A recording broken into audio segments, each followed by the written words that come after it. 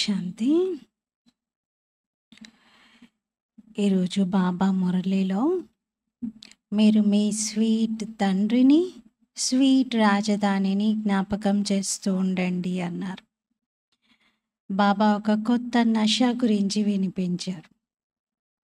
ఎలా అయితే నిద్ర నష ఉంటుందో అలాగే మీకు సంతోషం యొక్క నష ఉండాలి.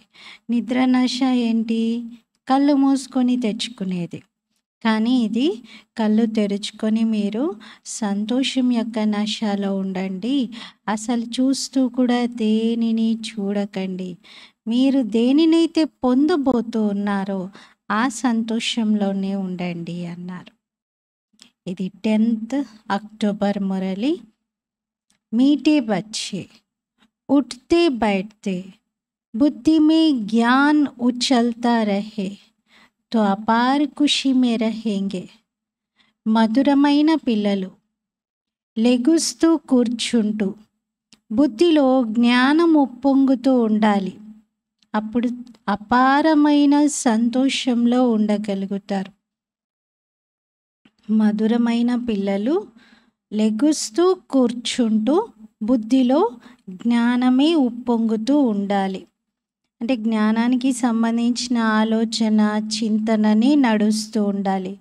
అప్పుడు అపారమైన సంతోషంలో ఉండగలుగుతారు. ప్రశ్న: तुम बच्चों को किसके संग में बहुत बहुत संभाल करनी है? పిల్లలైన మీరు ఎవరి సాంగత్యంలో చాలా చాలా సంభాలన చేసుకోవాలి. ఎవరి సాంగత్యం విషయంలో స్వయాన్ని సంభాలించుకోవాలి. జవాబు: जिनकी बुद्धि में बाप की याद नहीं ठहरती, बुद्धि इधर उधर भटकती रहती है, उनके संग से तुम्हें संभाल करनी है.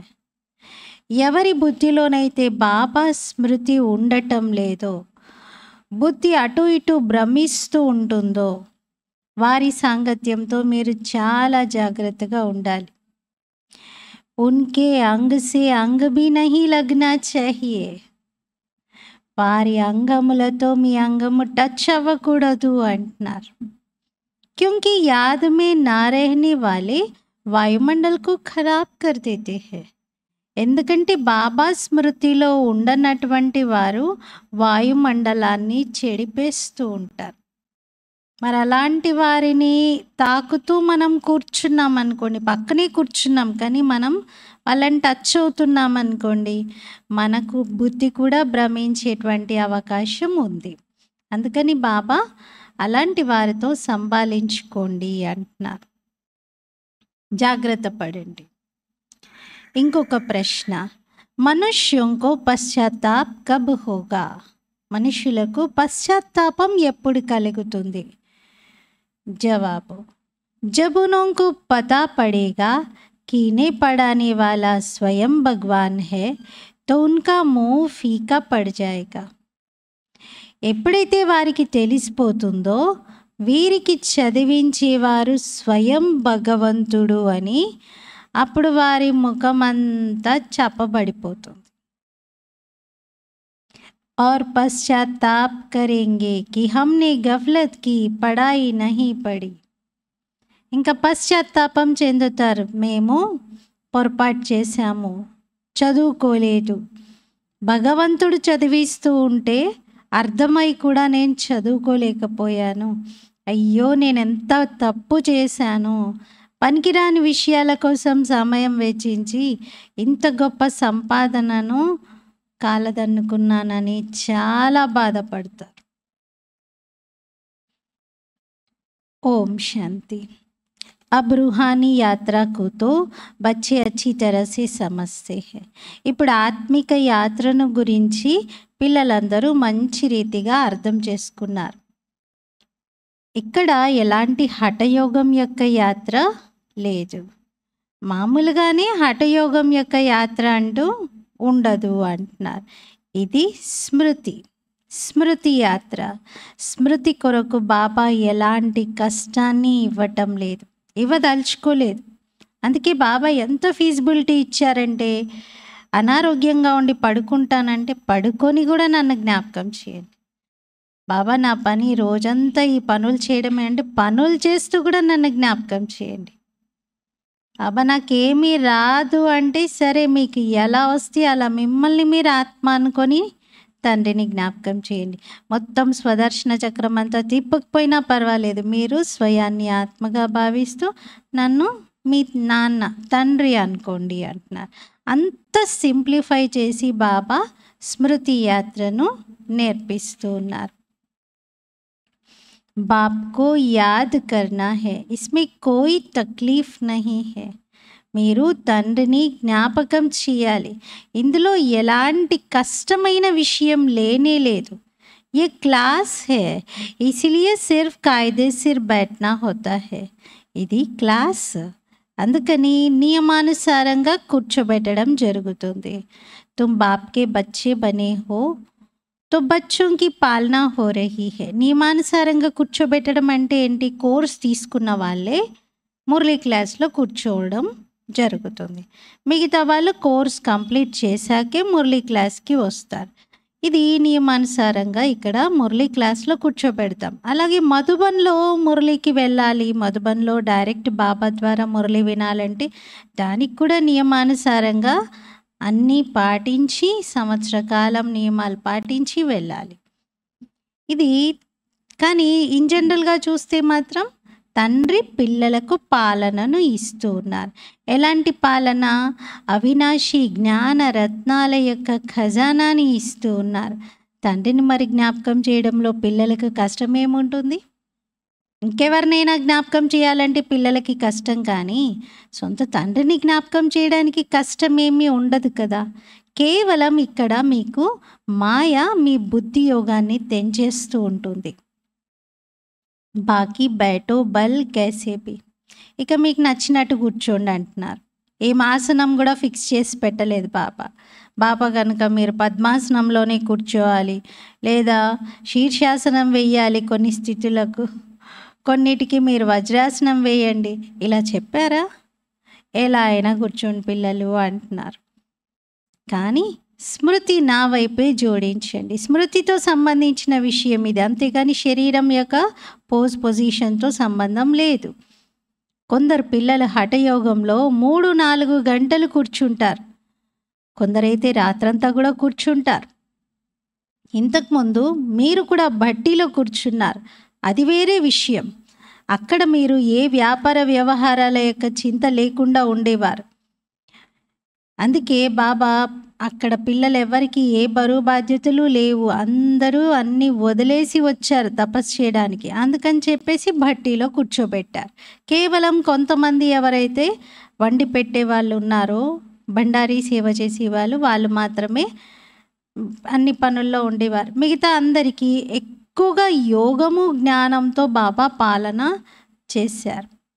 ఇంకే కార్య వ్యవహారాలు లేవు జ్ఞాపకం చేయడానికి. ऐसे भी नहीं कि अभी निरंतर तुम याद कर सकते हो.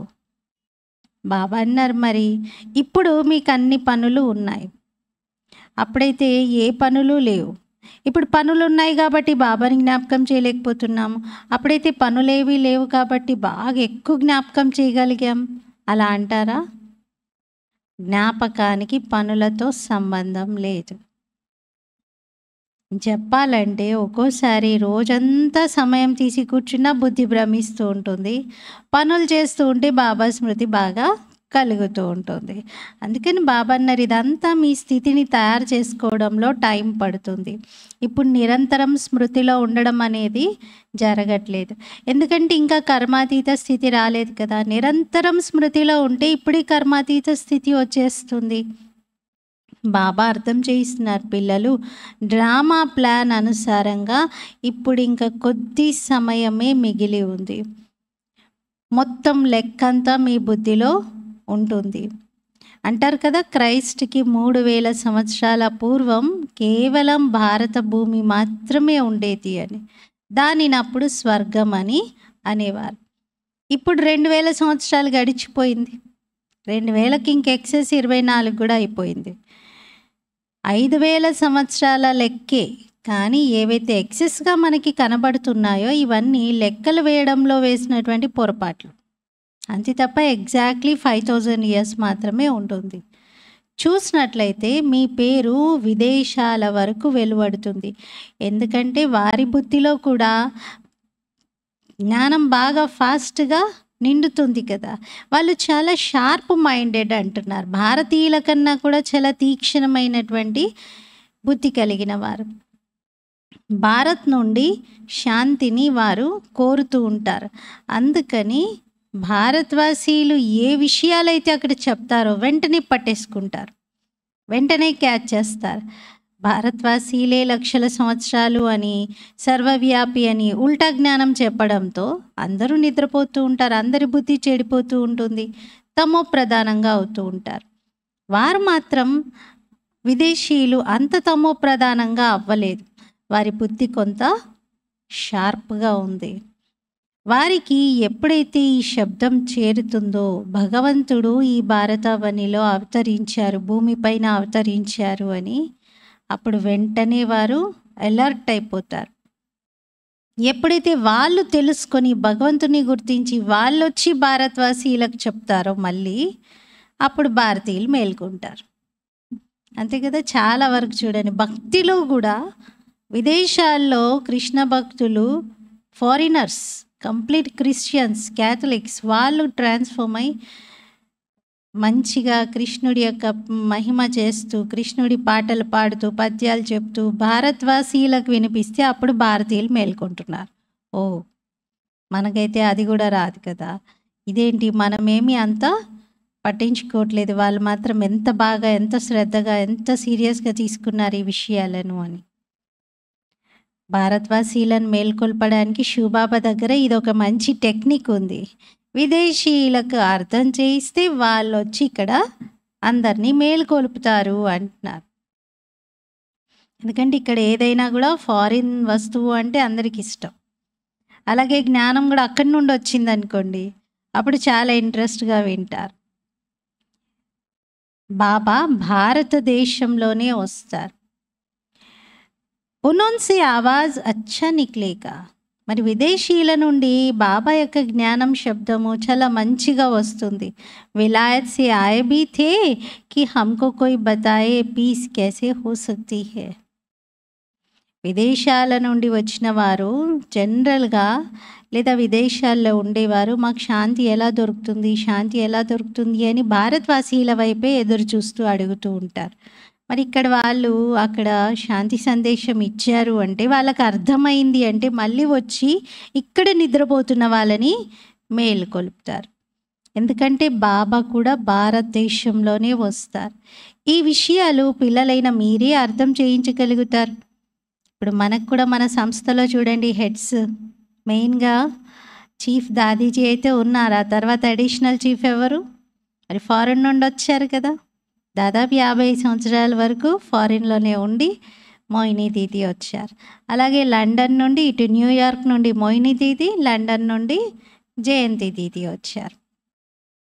మన దాదీజీ తర్వాత నెక్స్ట్ హెడ్స్గా వీళ్ళే ఉన్నారు. మరి పెద్ద పెద్ద సేవలకు నిమిత్తమై ఉన్నారు.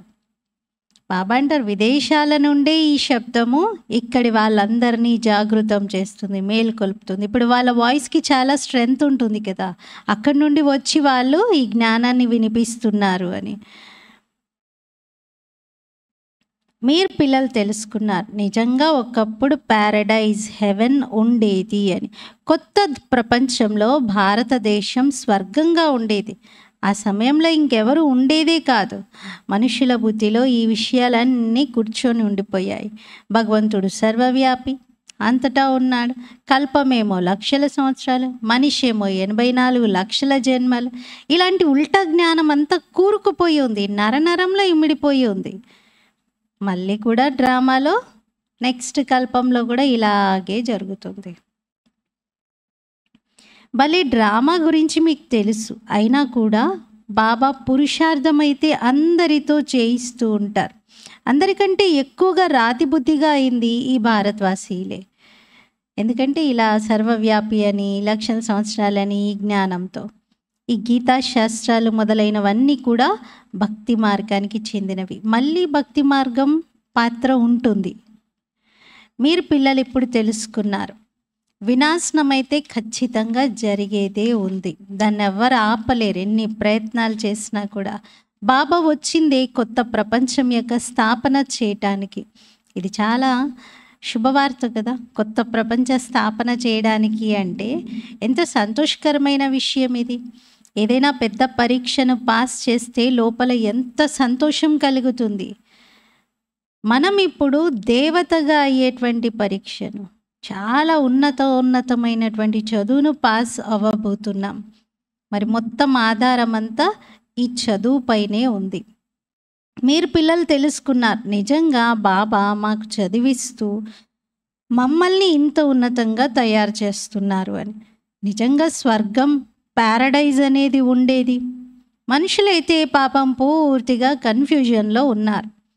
అనంతమైన తండ్రి వద్ద ఏ జ్ఞానమైతే ఉందో అదే పిల్లలైన మీకు ఇస్తూ ఉన్నారు. బాబా కూడా మీ మహిమ ఎంత చేస్తూ ఉంటారు. బాబా నాలెడ్జ్ఫుల్, బ్లిస్ఫుల్. బాబా దగ్గర మొత్తం ఖజానా ఉంది. మొత్తం జ్ఞాన ఖజానానంతా కూడా సుఖము, శాంతి యొక్క ఖజానాతో నిండుగా ఉన్నారు. అదంతా మనకి ఇస్తున్నారు. తుమ్కో ఇత్నా షావుకార్ కౌన్ బనాతా హే? మీరు అంత రిచ్గా ఎలా అవుతున్నారు? ఎవరు తయారు చేస్తున్నారు మిమ్మల్ని? యహా తుమ్ క్యూ ఆయే హో? ఇక్కడికి మీరు ఎందుకు వచ్చారు? వారసత్వాన్ని తీసుకోవడానికి కదా. మీకు లాభం ఉంది ఇక్కడ, అందుకనే వస్తున్నారు కదా. ఒకవేళ ఎవరిదైనా ఆరోగ్యం బాగుంటే, వాళ్ళ దగ్గర డబ్బు లేదనుకోండి, అప్పుడు ఏమంటారు? ఏం లాభం? ఆరోగ్యం ఉన్నా నా దగ్గర ధనం లేదు, ధనం లేకపోతే సుఖం లేదు అని అనుకుంటారు కదా. వైకుంఠంలో అయితే మీ దగ్గర ఆరోగ్యం ఉంటుంది, ధనం ఉంటుంది, రెండు ఉంటాయి. ఇక్కడ ఎంతోమంది షావుకారులు ఉన్నారు, డబ్బు చాలా ఉంది, కానీ వారికి అనారోగ్య సమస్యలు కూడా అన్నీ ఉన్నాయి. వాళ్ళు మొత్తం డబ్బునంతా పెట్టి కూడా వారి ఆరోగ్యాన్ని నయం చేసుకోలేరు అనే విషయాన్ని తెలుసుకున్నారు. అందుకే రెండు భాగ్యాలు ఉంటాయి సత్యుగంలో. హెల్త్, వెల్త్, హ్యాపీనెస్ మూడు ఉంటాయి. కేవలం ధనం ఒక్కటే ఉండి ఆ ధనం యొక్క సంపన్నతతో అది స్వర్గంగా పిలవబడట్లా. అన్ని రకాలుగా ఉంది, అది అన్నీ సంపన్నంగా ఉంటాయి అక్కడ. ఇక్కడ ఎవరి వద్దనైతే బాగా ధనము, ఫ్యాక్టరీలు ఉంటాయో, చాలా పెద్ద పెద్ద కంపెనీస్కి ఓనర్స్గా ఉంటారో వాళ్ళకి నష ఉంటుంది. కానీ శరీరం విడిచిపెట్టారంటే మొత్తం ఖలాస్ అంటున్నారు బాబా. మొత్తం ఫినిష్, ఏమీ లేదు, ఏం తీసుకెళ్ళదు ఆత్మ. మీకు తెలుసు బాబా 21 జన్మల కోసం మనకి ఎంత గొప్ప ఖజానాని ఇస్తూ ఉన్నారు. బాబా స్వయంగా ఖజానాలకు యజమానిగా అయితే అవ్వరు, పిల్లల్ని యజమానిగా చేస్తారు. మీరే మొత్తం విశ్వంలో శాంతి స్థాపన చేసేటువంటి వారు. మరి బాబా గాడ్ ఫాదర్ తప్ప ఈ కార్యం ఇంకెవరూ చేయలేరు. మీకు తెలుసు విశ్వంలో శాంతి స్థాపన గాడ్ ఫాదర్ తప్ప ఇంకెవరు చెయ్యలేరు అని. అందరికంటే అన్నింటికంటే ఫస్ట్ క్లాస్ చిత్రం ఏంటి? త్రిమూర్తి సృష్టి చక్రం అంటున్నారు. బాబాకు చాలా ఇష్టం త్రిమూర్తి చిత్రము మరియు కాలచక్రం యొక్క చిత్రం. ఈ చక్రంలోనే మొత్తం జ్ఞానం అంతా ఇమిడి ఉంది. तुम्हारी ऐसी कोई वंडरफुल चीज़ होगी तब वह समझेंगे इसमें ज़रूर कोई राज है. మీ దగ్గర ఇలాంటి వండర్ఫుల్ వస్తువులు ఉన్నప్పుడు, ఇంత మంచి చిత్రాలు ఉన్నప్పుడు తప్పకుండా వాళ్ళు అర్థం చేసుకుంటారు, నిజంగా వీళ్ళ జ్ఞానంలో ఏదో రహస్యం ఉంది, ఈ జ్ఞానంలో ఏదో స్ట్రెంగ్త్ ఉంది, పవర్ ఉంది అని అనుకుంటారు. కొందరు పిల్లలు చిన్న చిన్న ఆట బొమ్మలను తయారు చేస్తూ ఉంటారు. అవి బాబాకు అసలు నచ్చదు. బాబా చెప్తారు, పిల్లలు పెద్ద పెద్ద చిత్రాలని తయారు చేయండి. చిన్న చిన్న ఆట బొమ్మలు అంటే చిన్న చిన్న చిత్రాలు, చిన్న సైజులో చిత్రాలు తయారు చేస్తే బాబా అంటారు, ఏంటి బొమ్మలు తయారు చేశారు, ఇవి ఎవరికి కనబడతాయి? దూరం నుండి కనబడేలాగా పెద్ద సైజులో తయారు చేయండి అని బాబా అంటారు. దూరం నుండే వాళ్ళు చదువుకుంటే కనిపించాలి, వాళ్ళకి చదువుకోగలగాలి. మనుషులు అటెన్షన్ ఎప్పుడైనా పెద్దగా ఉన్న వస్తువుపైనే ఇస్తారు, చిన్నగా ఉంటే వాళ్ళకి కనపడదు కదా. ఇందులో క్లియర్గా చూపించడం జరిగింది. ఒకవైపు కలియుగం ఉంది, మరోవైపు సత్యయుగం. మరి పెద్ద పెద్ద చిత్రాలను తయారు చేస్తే మనుషులందరికీ అటెన్షన్ వెళ్తుంది. ఏంటి ఇంత పెద్దది ఇది పెట్టారు, దీని అర్థం ఏంటి, ఇదేంటి అని చూస్తారు. టూరిస్టులు కూడా చూస్తారు, మంచి రీతిగా అర్థం చేసుకుంటారు. తెలుసు కదా వాళ్ళకు కూడా, క్రీస్తు పూర్వం 3000 సంవత్సరాల క్రితం స్వర్గం ఉండేది అని. అందుకే సత్యుగం అని రాసిన చోట ప్యారడైజ్, హెవెన్ అని కూడా రాయాలి అంటున్నారు బాబా. బాహర్తో ఐసే నహీ జాన్తే, బయటైతే ఎవరికి ఇలా తెలియదు. 5000 సంవత్సరాల లెక్క మీరే క్లియర్గా అర్థం చేయిస్తారు. అందుకే బాబా అన్నారు క్లియర్గా పెద్ద పెద్ద సైజుల్లో ఈ చిత్రాలను తయారు చేయాలి. దూరం నుండే చూసి ఆ అక్షరాలు కూడా చదువుకోగలగాలి. దీంతో అందరికీ ప్రపంచం అంతిమానికి వచ్చింది అనే సందేశం వెళ్ళాలి. బాంబ్స్ అయితే అన్నీ సిద్ధమవుతూ ఉన్నాయి కదా, ప్రకృతి వైపరీత్యాలు కూడా బాగా ఏర్పడుతూ ఉన్నాయి. అందుకే ఇవన్నీ వినాశనానికి ఒక సూచకము అనేది అర్థమవుతుంది. కొత్తది రాబోతుంది, ఈ పాత ప్రపంచం అంతా వినాశనం అవుతుంది అని. తుమ్ వినాశ్ కా నామ్ సున్తే హో తో అందర్ మే బహుత్ ఖుషి హోనీ చాహియే. మీరు వినాశనం అనే పేరు వినగానే లోపల మీకు చాలా సంతోషం కలగాలి అంటున్నారు. కానీ జ్ఞానమే లేకపోతే సంతోషం ఏం కలుగుతుంది? ముందు జ్ఞానం ఉండాలి కదా. బాబా అంటారు దేహ సహితంగా దేహం యొక్క అన్ని సంబంధాలని వదిలి స్వయాన్ని ఆత్మగా భావించండి.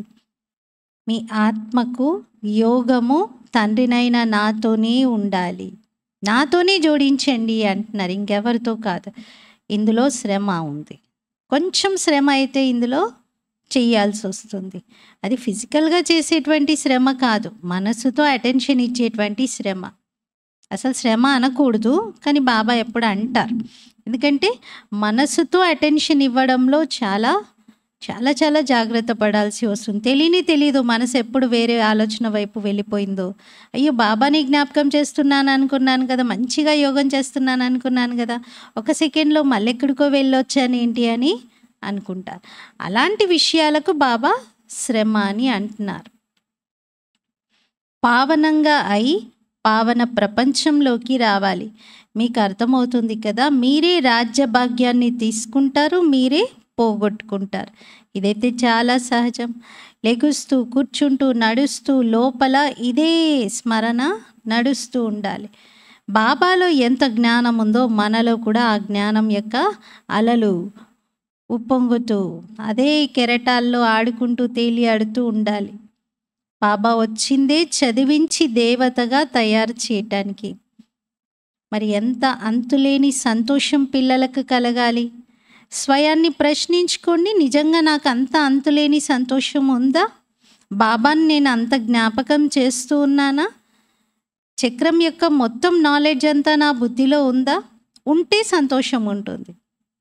లేకపోతే ఏంటి నా పాత్ర ఇలా చేశాడు బాబా, ఏంటి నేను ఇంక ఇలాగేనా, నాకే ఎందుకు ఇలా జరుగుతుంది అని ఇలాంటి ఆలోచనలు, బలహీనమైన ఆలోచనలు వస్తాయి. చక్రం నాలెడ్జ్ ఉంది అంటే నా భవిష్యత్తు జన్మ జన్మల కోసం ఎంత సుందరంగా తయారవుతుంది. అదే నశ, అదే సంతోషంలో ఉంటారు. ఇప్పుడు వర్తమానంలో ఎన్ని ఉన్నా కూడా అసలు దాని ఆలోచనే రాదు. ఎందుకంటే ముందున్నది చాలా సుందరమైనటువంటి భవిష్యత్తు, అది కనబడుతుంది. బాబా చెప్తున్నారు పిల్లలు నా సంతోషంలో ఉండండి, పూర్తి సంతోషంలో నా స్మృతిలో ఉండండి. అప్పుడు మీరు పూర్తి సంతోషంలో ఉండగలుగుతారు. ఎవరిని పొందాను అని ఆ సంతోషంలో ఉండండి.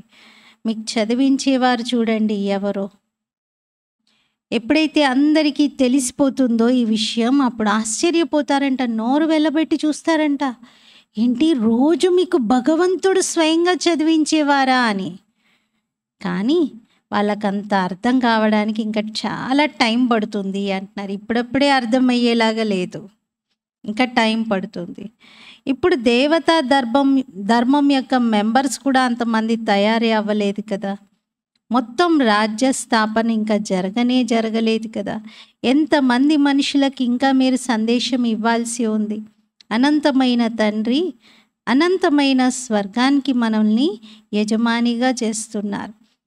మీరిప్పుడు ఆ తండ్రిని జ్ఞాపకం చేయండి. అనంతమైన తండ్రి అయితే తప్పనిసరిగా అనంతమైన సుఖాన్నే ఇస్తారు కదా. అనంతం అని తండ్రి పేరులోనే ఉన్న తర్వాత ఆ తండ్రి ఇచ్చే ప్రతి దాంట్లో అనంతం జోడించవచ్చు. సుఖం ఇచ్చినా అనంతం, జ్ఞానం ఇచ్చినా అనంతం, శాంతి ఇచ్చినా అనంతం, అన్నీ కూడా బేహద్దులోనే బాబా ఇస్తారు. పిల్లల లోపల అనంతమైన జ్ఞానం యొక్క సంతోషం ఉండాలి. ఎంతెంత బాబాని జ్ఞాపకం చేస్తూ ఉంటారో అంతగా మీ ఆత్మ పవిత్రంగా అవుతూ ఉంటుంది. డ్రామా ప్లాన్ అనుసారంగా మీరు పిల్లలు సేవ చేసి ప్రజలను తయారు చేసుకుంటారు. ఎవరి కళ్యాణం జరుగుతుందో వారు తప్పకుండా మీకు ఆశీర్వాదం ఇస్తారు కదా. చాలా మంచిగా ఉండాలి వీళ్ళు, ఎంత మంచి జ్ఞానం వినిపించారు అని ఇలా చెప్తారు కదా. మరి అలాంటి వారందరూ రెగ్యులర్గా రాకపోయినా, పూర్తి జ్ఞానం తీసుకోకపోయినా మీ ప్రజలుగా అవుతారు అంటున్నారు. పేదవారి యొక్క సేవ మీరు చేస్తూ ఉంటారు, వాళ్ళని కూడా ఆహ్వానిస్తూ ఉంటారు. అందరికీ ఆహ్వానం ఇవ్వండి. ట్రైన్లో కూడా మీరు చాలా సేవ చేయవచ్చు. ఇంత చిన్న బ్యాడ్జ్ పెట్టుకొని కూడా మీరు ఈ జ్ఞానం మొత్తం చెప్పవచ్చు అంటున్నారు. బ్యాడ్జ్ ద్వారా జ్ఞానం మొత్తాన్ని అందించవచ్చు. మొత్తం చదువు యొక్క సారమంతా ఈ బ్యాడ్జిలోనే ఉంది అంటున్నారు. ఎందుకంటే బ్యాడ్జికి రెండు వైపులా, ఒకవైపు ఏమో లక్ష్మీనారాయణలు, ఇంకొక వైపు త్రిమూర్తి చిత్రం ఉంది. కాబట్టి చాలా సేవ చేయవచ్చు అంటున్నారు. బ్యాడ్జెస్ అయితే చాలా మంచి మంచివి, లెక్కలేనన్ని తయారు చేయాలి అంటున్నారు. వీటిని మీరు గిఫ్ట్గా కూడా ఇవ్వవచ్చు. ఎవరికైనా అర్థం చేయించడం చాలా సహజం. కేవలం శివబాబాని జ్ఞాపకం చేయండి. శివబాబా నుండే వారసత్వం లభిస్తుంది. తండ్రి మరియు తండ్రి ఇచ్చే వారసత్వం ఏంటి? వారసత్వం స్వర్గం యొక్క రాజ్యభాగ్యం. మరి కృష్ణపురిని మీరు జ్ఞాపకం చేయండి. మనుష్య మతంతో ఎంత కన్ఫ్యూజ్ అయిపోతూ వచ్చారు, ఏమీ అర్థమే చేసుకోలేకపోయారు. వికారాల కోసం ఎంత ఇబ్బంది పెడుతూ కష్టపెడుతూ ఉంటారు. కామ వికారం వెనక ఎంత చనిపోతూ ఉంటారంటే, కామ వికారం లేకుండా ఉండలేను అని అంటారు. దాని విషయంలోనే ప్రాణం కొట్టుకుంటూ ఉంటుంది. ఏ విషయమైనా మీకు ఇక్కడ అర్థం కాకపోతే బాబాను అడగండి, బాబా అర్థం చేయిస్తారు. అందరి బుద్ధి పూర్తిగా నిల్ ఉంది. బాబా గురించి ఏమీ తెలుసుకోవట్లేదు. ఇది కూడా డ్రామాలో ఇమిడి ఉంది. అందరి మెంటల్ ఖలాస్ అయిపోయింది అంటున్నారు బాబా. అంటే మానసిక శక్తి అందరిది లోపించింది, పూర్తిగా తగ్గిపోయింది. బాబా చెప్తున్నారు, పిల్లలు మీరు పవిత్రంగా కండి. ఇలాంటి స్వర్గానికి అప్పుడు యజమానిగా అవుతారు. ఇంత బాగా ప్రేమగా బాబా చెప్పినా కూడా కొందరికి అర్థమే కాదు. ఆత్మలో శక్తి పూర్తిగా తగ్గిపోయింది. ఆ ఆత్మకు ఎంత జ్ఞానం పంపింగ్ చేసినా కూడా ఎక్కదు. ఎంత ప్రేమగా చెప్పినా, ఎంత మంచి శబ్దాల్లో చెప్పినా అర్థమే కాదు.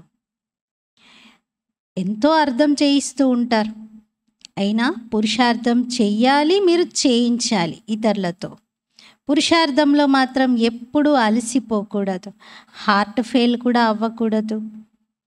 ఇంత శ్రమ చేశాను, ఇంత బాగా ఉపన్యాసం ఇచ్చాను, ఒక్కరు కూడా రాలేదు, ఒక్కరు కూడా తయారవ్వలేదు, ఇంత ఖర్చు పెట్టాము, ఒక్క ఆత్మ కళ్యాణం అయినా జరిగినట్టు అనిపించట్లేదు అని నిరాశ చెందకండి. మీరేదైతే వినిపించారో వాళ్ళు విన్నారు, వారి హృదయం పైన ముద్ర పడిపోయింది. వారు చివరికి మేల్కుంటారు, ఖచ్చితంగా మేల్కుంటారు. ఇప్పుడైతే వాళ్ళకు ఒక ముద్ర పడింది, కానీ రోజు రాలేరు, వినలేరు, కోర్స్ కూడా తీసుకోలేరు కావచ్చు. కానీ ఒకరోజు తప్పకుండా మళ్ళీ తిరిగి వస్తారు. మీరు బీకేలు, మీకు అంతులేని మహిమ వెలువడుతుంది అంటున్నారు. ఎంతైతే ఇక్కడ ఇప్పుడు మహిమకు ఆపోజిట్ జరుగుతుందో బీకే గురించి, మళ్ళీ కొద్ది రోజుల్లోనే అంతకన్నా ఎన్నో రెట్లు మీ మహిమ వెలువడుతుంది. ఇది భగవాను వాచ. అతి అంతిమానికి గుర్తు. ఇప్పుడు అతి అయిపోయి అంతం అవుతుంది, తర్వాత మహిమనే మహిమ. కొంచెం ఓర్పు వహించాలి. కానీ యాక్టివిటీస్ చూస్తే పూర్తిగా తెలివి తక్కువ పిల్లల్లాగా ఉన్నాయి అంటున్నారు. ఇప్పుడు మిమ్మల్ని మహిమ చేసేలాగా లేవు. ఎందుకంటే మీ ప్రవర్తన, మీ నడక, మాట అన్నీ అబ్జర్వ్ చేస్తారు కదా అందరూ. మరి ఇప్పుడేం పిల్లలు అలా అంత అటెన్షన్ ఇవ్వట్లేదు స్థితి పైన, అందుకే తెలివి తక్కువ వారిలాగా ఉంది అంటున్నారు. కోయి రికార్డ్ హీ నహీ, పూరి పెహచాన్ నహీ, ఏమీ గౌరవమే లేదు, పూర్తిగా పరిచయమే లేదు వారికి. బుద్ధి బయట భ్రమిస్తూనే ఉంది. బాబాను జ్ఞాపకం చేస్తే కదా సహాయం లభించేది. తండ్రిని జ్ఞాపకమే చెయ్యరు. ఎందుకంటే ఇంకా పతితంగానే ఉన్నారు. మీరు పావనంగా అవుతున్నారు. ఎవరైతే తండ్రిని జ్ఞాపకం చేయరో వారి బుద్ధి తప్పనిసరిగా అక్కడిక్కడ భ్రమిస్తూనే ఉంటుంది. జ్ఞాపకం చేయని వారి బుద్ధి భ్రమిస్తూనే ఉంటుంది. పిల్లలు ఏమనుకుంటారంటే నేను జ్ఞాపకం చేద్దామని కూర్చుంటున్నాను అప్పుడు భ్రమిస్తుంది అంటారు. కాదు, జ్ఞాపకం చెయ్యకపోతే భ్రమిస్తుంది. చేస్తూ ఉంటే భ్రమించడం కాదు, చెయ్యట్లేదు కాబట్టి భ్రమిస్తుంది. అలా బుద్ధి భ్రమించేటువంటి వారితో మీరు పక్కన కూర్చొని మీరు వాళ్ళని తాకేలాగా వాళ్ళని టచ్ చేయలాగా కూర్చుంటే మీ బుద్ధి కూడా భ్రమిస్తుంది. అందుకని బాబా అన్నారు, అంగంతో టచ్ అవ్వకుండా కూర్చోండి, దూరం కూర్చోండి. కరోనా వచ్చినప్పటి నుండి చైర్స్ మధ్య గ్యాప్స్ పెంచాం అన్ని చోట్ల. ఇదివరకైతే పక్కనే టచ్ చేసి ఉండేది, అప్పుడు ఒకరికొకరు కొంచెమైనా టచ్ చేయదు. ఇప్పుడైతే అవకాశమే లేదు, ఏది జరిగినా మన మంచికే.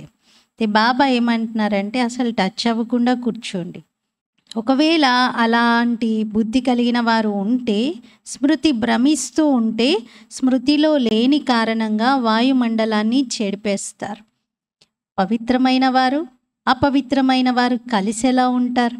అందుకే బాబా పాత సృష్టిని అంతం చేసేస్తున్నారు.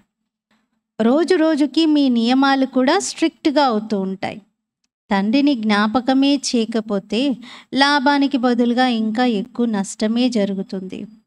పవిత్రతపైనే మొత్తం ఆధారం ఉంది. మరి పవిత్రంగా ఉండాలంటే దానికి ఆధారం ఏంటి? స్మృతిలో ఉంటే పవిత్రంగా ఉండగలుగుతారు. ఆత్మ ఆటోమేటిక్గా పవిత్రంగా అవుతూ ఉంటుంది. ఒకచోటే కూర్చొని బాబాని జ్ఞాపకం చేయాలా, అంత టైం తీయలేను అంటే అలా కూడా అవసరం లేదు అంటున్నారు. ఇక్కడ అందరూ కలిసి ఒకే చోట కూర్చునే బదులుగా వెళ్ళి వేరువేరుగా ఒక్కొక్కరు ఒక్కొక్క పర్వతం పైన కూర్చుంటే మంచిది అంటున్నారు.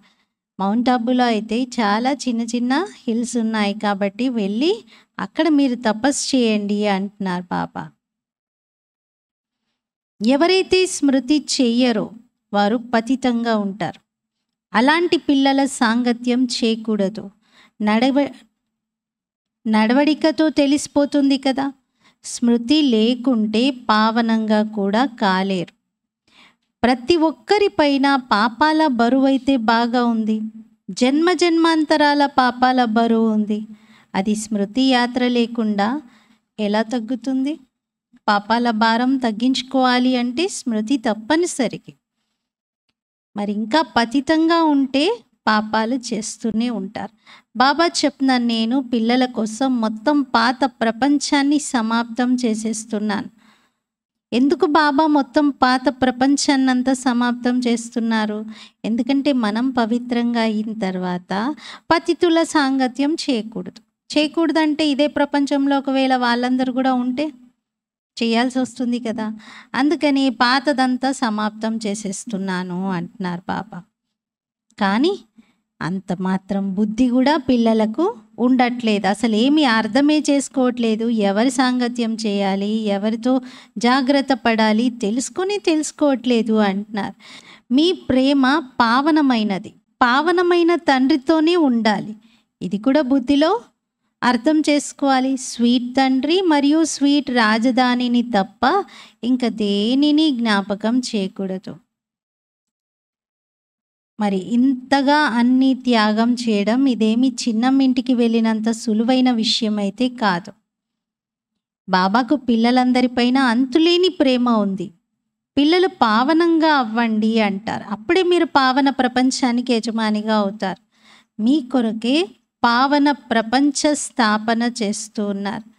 ఈ పతిత ప్రపంచాన్ని పూర్తిగా సమాప్తం చేస్తున్నారు. ఎంత ప్రేమ చూడండి బాబాకు.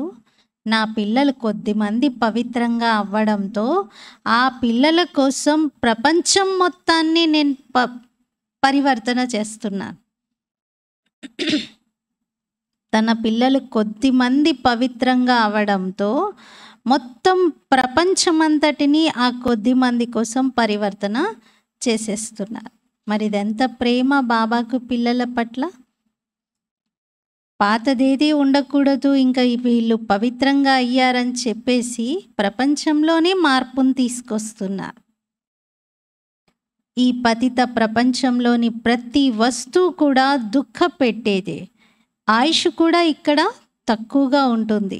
దీనిని వర్త్ నాట్ ఏ పెన్నీ అని అంటారు. గవ్వలు మరియు వజ్రాల్లో తేడా అయితే ఉంటుంది కదా. ఇప్పుడు పిల్లలు మీకెంత సంతోషం కలగాలి. గాయనం ఉంది కదా, సచ్తో బిటో నచ్ అంటారు. సత్యంగా ఉన్నవారు సంతోషంతో నాట్యం చేస్తారు అని. మీరు సత్యుగంలో సంతోషంతో నాట్యం చేసుకుంటూ ఉంటారు. మీరు సత్యుగంలో సంతోషంతో నాట్యం చేసుకుంటూ ఉంటారు. ఇక్కడైతే ఏ వస్తువుతో మీకు అటాచ్మెంట్ ఉండకూడదు, మోహం ఉండకూడదు, ఏ వస్తువు పట్ల ఆకర్షణ కలగకూడదు. మీ హృదయంలో ఏం వస్తువు ఉండిపోకూడదు. వాటిని చూస్తూ కూడా చూడకుండా ఉండండి. కళ్ళు తెరిచే ఉన్నా కూడా ఎలా అయితే నిద్రపోతారో, నిద్రపోయినప్పుడు ఏమీ తెలియదు మనకి, అలాగే మీరు కళ్ళు తెరిచి అదే ధైర్యం యొక్క స్థితితో ఉండాలి అంటున్నారు. ఏవి మీ లోపలికి ఎంటర్ అవ్వకూడదు.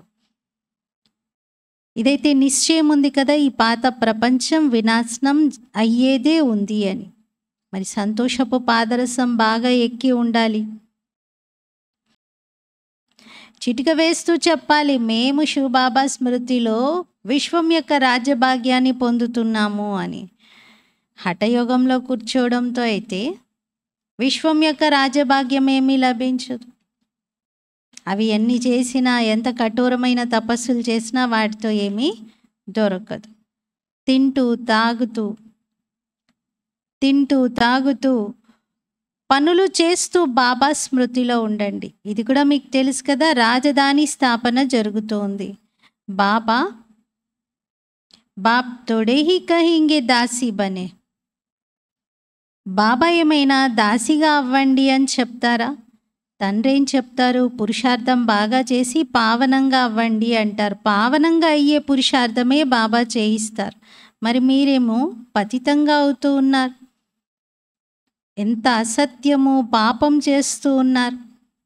ఎల్లప్పుడూ శివబాబా స్మృతిలో ఉన్నట్లయితే పాపాలన్నీ స్వాహ అయిపోతాయి.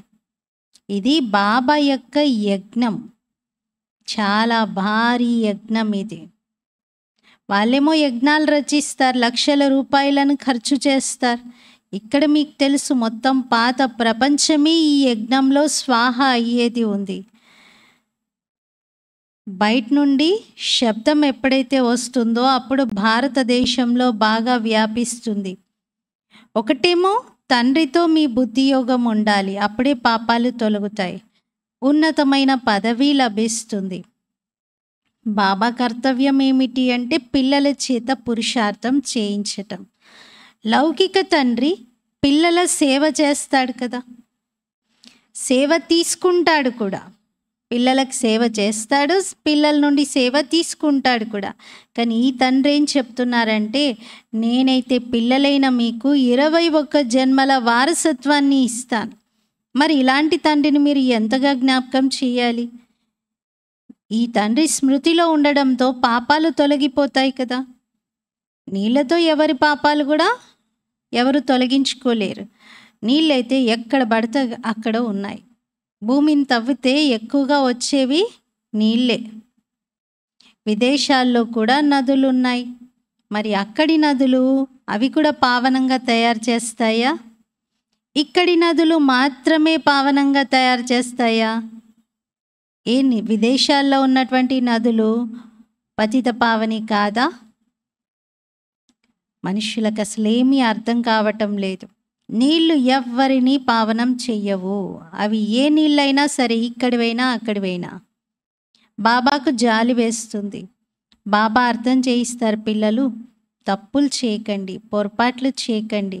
బాబా ఎంత సుందరమైనటువంటి పుష్పాలుగా తయారు చేస్తున్నారు.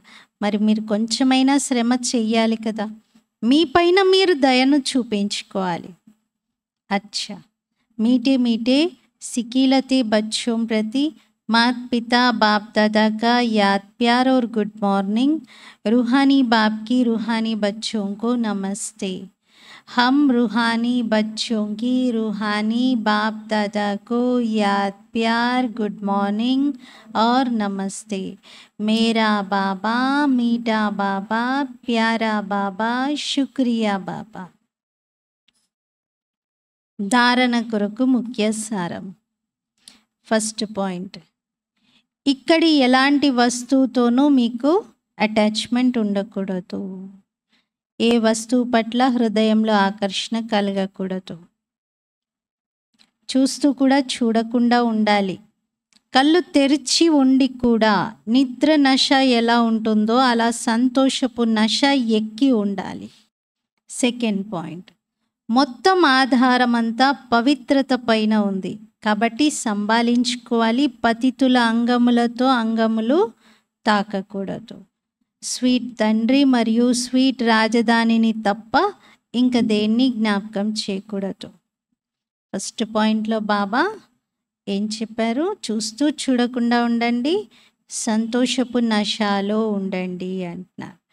సెకండ్ పాయింట్లో పవిత్రత పైన అటెన్షన్ ఇప్పిస్తున్నారు. పవిత్రంగా ఉండండి, స్వీట్ రాజధానిని స్వీట్ తండ్రిని జ్ఞాపకం చేయండి. वरदान, हद की इच्छाओं को छोड़ अच्छा बनने वाले इच्छा मात्रम अविद्या भव। హద్దు కోరికలను వదిలి మంచిగా తయారయ్యేటువంటి ఇచ్చా మాత్రం అవిద్యా భవ. కోరిక అంటే తెలియని వారిగా అవుగాక. ఇది బాబా యొక్క వరదానం. వివరణ, మనసులో ఎలాంటి హద్దు కోరిక ఉన్నా అది మిమ్మల్ని మంచిగా కానివ్వదు. కోరికనేమంటారు? ఇచ్చ. మంచిగా అవ్వడాన్ని ఏమంటారు? అచ్చ. ఇచ్చ మిమ్మల్ని అచ్చగా కానివ్వదు అంటున్నారు బాబా. ఈ విధంగా ఎండల్లో మీరు నడుస్తున్నారనుకోండి, నీడ ముందు పడుతుంది. ఎండలో నడిచేటప్పుడు మన నీడ మన ముందుకు పడుతుంది, మన ఎదురుగా. ఒకవేళ మీరు దాన్ని పట్టుకునే ప్రయత్నం చేస్తున్నారనుకోండి, పట్టుకోగలుగుతారా? మీరు పట్టుకుందామని వెళ్తుంటే అది కూడా ముందుకు వెళ్తుంది. ఒకవేళ వెనుతిరిగితే, మీ నీడకు మీరు వీపు చూపించారనుకోండి, అప్పుడేమవుతుంది? మీ నీడ మీ తోడే నడుస్తూ ఉంటుంది, మీతో పాటే మీ వెంటనే వస్తూ ఉంటుంది. అలాగే కోరికలు కూడా ఆకర్షిస్తూ బాగా ఏడిపిస్తాయి. వాటిని మీరు వదిలిపెట్టి వెనక్కి తిరిగి వెళ్ళిపోండి. కోరికలను వదిలేసేయండి, అప్పుడు అవే మీ వెంట వస్తూ ఉంటాయి. మీరు వాటి వెనకాల వెళ్తూ ఉంటే ఏడవాల్సి వస్తుంది. కానీ వదిలేసి మీరు మర్చిపోయి మీరు అసలు ఏది కోరకుండా ముందుకెళ్ళండి, అవే మీ వెంట వస్తాయి. అడిగేవారు ఎప్పుడూ సంపన్నంగా కాలేరు. ఎలాంటి హద్దు కోరికల వెనక మీరు పరిగెత్తినా అది మృగ తృష్ణ సమానమే అవుతుంది. దీని నుండి రక్షించుకుంటూ ఉండండి, అప్పుడే ఇచ్చ మాత్రం అవిద్యగా కాగలుగుతారు. స్లోగన్, మీ శ్రేష్ట కర్మ మరియు శ్రేష్టమైన నడవడిక ద్వారా ఆశీర్వాదాలను జమ చేసుకోండి. అప్పుడు పర్వతం అంతటి విషయం కూడా దూది సమానంగా అనుభవం అవుతుంది. పర్వతం అంతటి విషయం కూడా దూది సమానంగానే అనుభవం అవుతుంది. దీంతో ఇప్పుడు శ్రేష్ట కర్మ శ్రేష్ట నడవడికతో ఆశీర్వాదాలు జమ చేసుకోవాలి. ఈరోజు స్వమానం, నేను ఇచ్చా మాత్రం అవిద్యను. నేను ఆత్మను, ఇచ్చా మాత్రం అవిద్యగా ఉన్నాను. నాకు ఏ కోరిక లేదు. ఏ కోరిక నేను కోరుకోను, ఏది నేను అడగను అనుకోండి, అన్నీ మీ వెంట వస్తూ ఉంటాయి. మీరే ఒక లిస్ట్ పెట్టుకున్నారనుకోండి, బాబా నాది ఫస్ట్ కోరిక ఇది, దీని తర్వాత ఇది, దీని తర్వాత ఇది, అవి ఎప్పుడూ మీరు పొందలేరు. అందుకే కోరికల లిస్ట్ని క్యాన్సిల్ చేయండి, అప్పుడు అవన్నీ వస్తూ ఉంటాయి మన మార్గంలో. ఓం శాంతి.